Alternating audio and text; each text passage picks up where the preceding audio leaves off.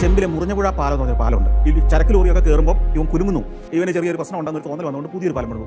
അപ്പോൾ ഇതിൻ്റെ കിഴക്ക് വശത്ത് ഈ പഴയ പാലം കോൺക്രീറ്റ് പാലമാണ്, ഒരു പ്രശ്നമില്ലാത്തതാണ്, അതേപോലെ ലോറിയും ബസ്സും ഒക്കെ ഓടിക്കൊണ്ടിരുന്ന പാലം തന്നെ, അത് വെറുതെ കിടക്കുകയാണ്.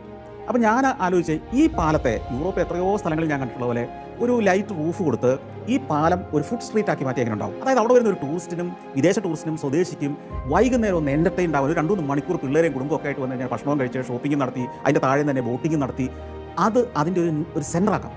പക്ഷേ PWDക്കാർ അത് ബലക്ഷയം വന്ന പാലമായതുകൊണ്ട് അതിന് മുകളിൽ മനുഷ്യർ നടക്കാൻ അനുവദിക്കില്ല എന്ന് പറഞ്ഞിട്ട് എഴുതി വെച്ചിരിക്കും. ആലോചിച്ച് ചോദിക്കുക, ഈ മനുഷ്യർ ചരക്ക് ലോറി കയറുന്നതും ഇതുമായിട്ട് ബലക്ഷയം എന്നുള്ള ആ യുക്തി അവിടെ പോയിരിക്കുന്നു.